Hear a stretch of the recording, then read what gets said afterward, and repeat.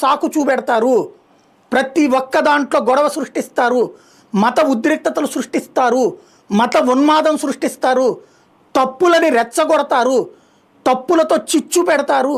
ఆ చిచ్చు పెట్టే వాళ్ళ వెనకాల కొన్ని గ్రూపులు తయారవుతాయి. వీళ్ళ ఉద్దేశం దేశం అల్లకల్లోలం కావడం. వీళ్ళ వెనకాల చైనా వాడు ఉన్నాడా, వీళ్ళ వెనకాల సోరస్ గ్రూప్ ఉందా, లేదా వీళ్ళల్లోనే దేశద్రోహపు భావజాలం ఉందా, ఇది చర్చించాల్సిన సందర్భం.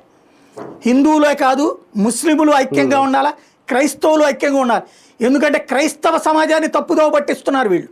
వాళ్ళ పట్లన అందరు పాస్టర్లు ఎట్లా ఉంటారా, ఎంతోమంది పాస్టర్లు నాకు తెలిసి చక్కటి సేవాభావం చేస్తారు.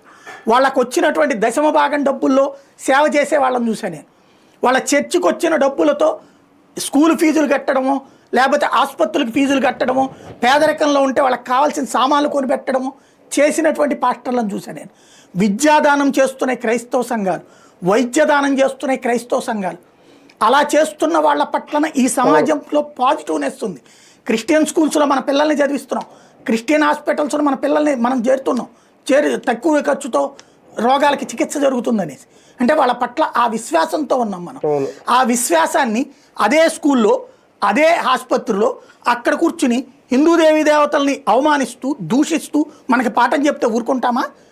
అక్కడ ట్రీట్మెంట్ ఇచ్చేటప్పుడు హిందూ దేవతలను నువ్వు తిట్టు అని మనతో తిట్టమంటే మనం ఊరుకుంటామా? అప్పుడు సమాజం అంగీకరించేదా వాళ్ళని?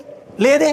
మరి వాళ్ళందరూ చక్కగా మనతో కలిసిపోయారే, మనతో కలిసి తిరుగుతుంటారే వాళ్ళందరూ. ఇప్పుడు వాళ్ళని మనల్ని వేరు చేసే కుట్ర ఎవడు చేస్తున్నాడు? దేశద్రోహి కాదా, ధర్మద్రోహి కాదా? వాళ్ళ ధర్మానికి ద్రోహి కదా వాడు. వాళ్ళ ధర్మం ద్వారా ఏమి వాళ్ళందరూ ఎందుకు చెప్పట్లేదు ఇట్లాంటి తప్పుడు మాటలు? తప్పుడు మాటలు చెప్పేవాడు పరమత దూషణ చెయ్యమన్నాడు ఎవడైనా సరే దుర్మార్గుడే. పరధర్మ దూషణ చెయ్యమన్నాడు అంటే దాని వెనకాల ఖచ్చితంగా ఉంటుంది.